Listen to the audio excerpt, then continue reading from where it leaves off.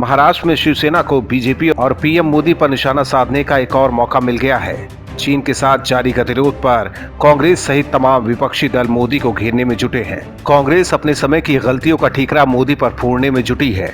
वहीं शिवसेना को भी एक और मौका मिल गया है, लिहाजा चीन से लड़ने से पहले मोदी को अब अपने घर के भेदी से लड़ना होगा। शिवसेना सांसद संजय राउत ने मोदी सरकार पर निशाना साधा है।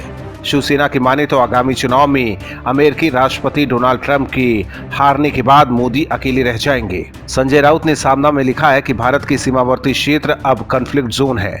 सभी पड़ोसी चीन के साथ जा रहे हैं।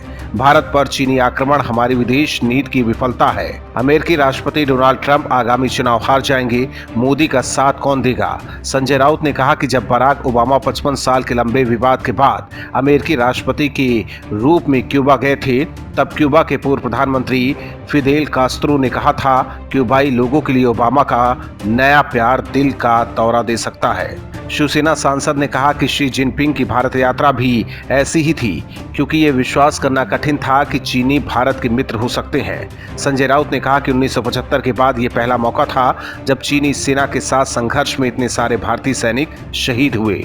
हम कैसे बदला लेंगे?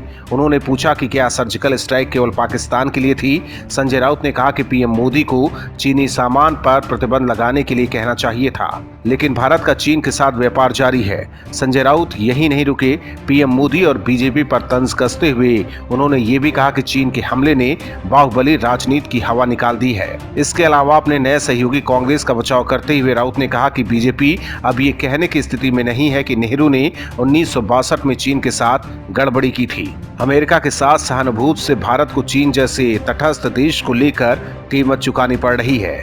उन्होंने कहा कि अब नेपाल जैसा देश चीन के इशारे पर भारत की आलोचना कर रहा है। इस क्षेत्र में अब भारत अकेला रह गया है। दरअसल भारत में चीन को लेकर राजनीतिक दलों की जो बयानबाजी हो रही है, इससे यही लग रहा है कि विपक्ष भारत को ही कमजोर करने में लगा है। ऐसे वक्त में जब देश चीन से लड़ रहा है, पीएम मोदी चीन को मुंहतोड़ जवाब दे रहे हैं, लेकिन विपक्षी दल राजनीतिक रोटियां सेकने की कोशिश में है। Bureau report, OMH news. और भी वीडियोस देखने के लिए चैनल को सब्सक्राइब करें और बेल आइकन को दबाएं।